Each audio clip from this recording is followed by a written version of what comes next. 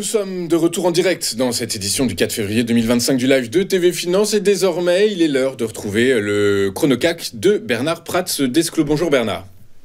Bonjour Louis-Antoine.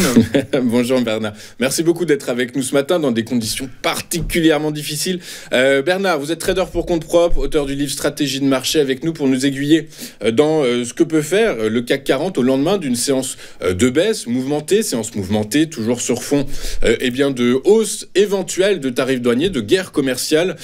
On a remarqué que, écoutez, pour Donald Trump, la menace des tarifs, des hausses des tarifs douaniers était une arme de négociation plutôt qu'une arme économique. Du coup, par la force des choses, les marchés ont surréagi peut-être hier à l'entrée en vigueur des tarifs douaniers à l'encontre du Canada et du Mexique qui ont été finalement remis à plus tard dans la journée.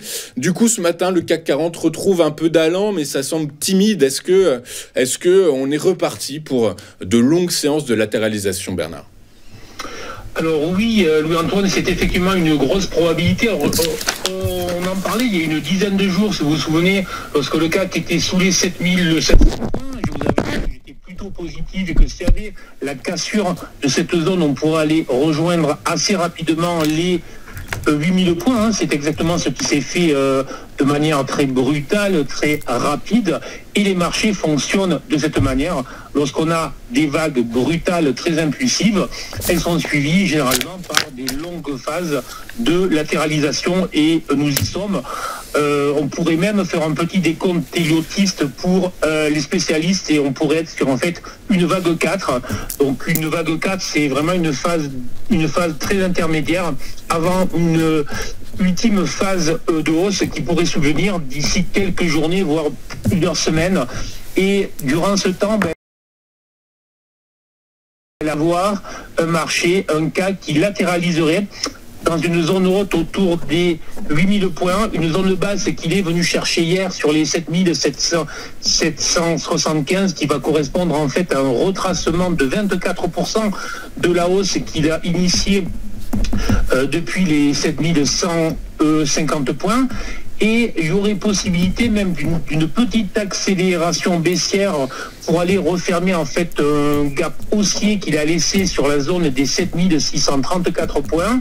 Mais tant que ce niveau-là n'est pas rompu durablement et longuement, en fait la probabilité c'est de voir le niveau des 8000 être franchi dans les prochaines semaines. Donc le premier niveau est le niveau qui a été que les acheteurs ont testé hier. Ce niveau a été bien acheté, il y a eu un rebond, il y a possibilité d'une dégradation supplémentaire sur la zone des 7630-634 et tant que cette zone-là tient, en toute honnêteté, je suis plutôt positif et je reste à l'achat sur le CAC comme je l'étais, donc je dis bien il y a une dizaine de jours, lorsque franchement il y avait très peu de monde qui était positif.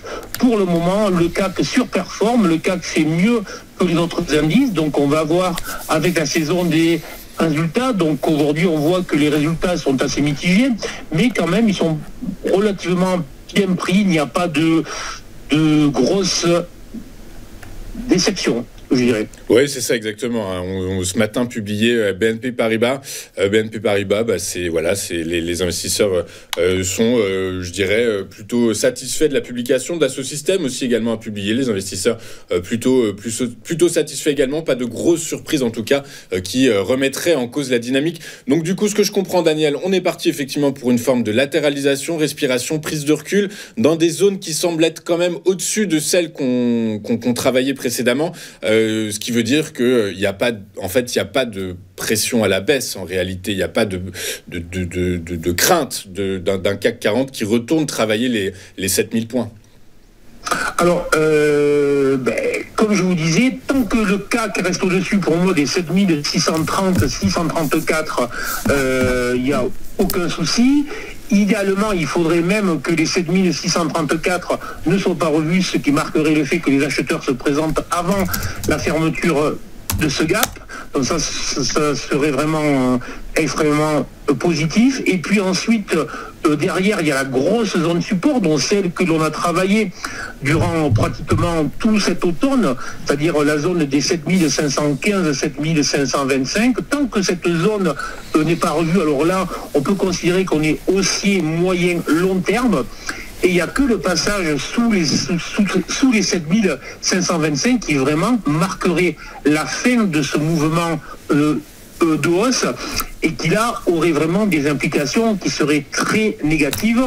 Il faudrait fuir les marchés parce que là, ça voudrait dire que l'on rentre dans des considérations qui à moyen long terme, elles seraient vraiment très baissière. Donc ça voudrait dire, soyons clairs, qu'aux États-Unis, il y a une forte dégradation, que le président Trump s'énerve et qu'il augmente les taxes partout. Enfin bref, voilà, il y aurait vraiment, on rentrerait vraiment dans une zone de gros tourments économiques où que l'inflation reprend, que la Fed annonce que effectivement que la baisse des taux c'est fini. Voilà, mais franchement, on n'en est pas là. Hier matin, quand j'ai fait mon analyse, j'indiquais en fait à tous mes abonnés qu'il n'y avait aucune raison de se mettre en stress et qu'il fallait surtout pas céder à la panique des annonces de Trump. Pour avoir pratiqué en tant que trader ce président américain très atypique qui adore tweeter, qui adore envoyer les marchés par le bas, juste avant de quelques heures plus tard, annoncer en fait le contraire de ce qui l'a dit avant. Je veux dire, voilà. Et hier, c'est exactement ce qu'on a eu, puisque dès vendredi soir, grosse panique avec ses annonces, et lundi après-midi, vous voyez qu'il a discuté avec la présidente mexicaine qui lui a dit que tout allait bien. Bref, voilà, le connaît le président Trump. Ok, super. Écoutez, merci Bernard. Merci Bernard pour ces précisions, cette analyse. Vous êtes trader pour compte propre également, auteur du livre Stratégie de marché, avec nous très régulièrement et je vous en remercie beaucoup. On marque une courte page de publicité, une dernière page de publicité. On se retrouve dans un instant pour la suite et la fin de cette édition du 4 février. À tout de suite sur TFI.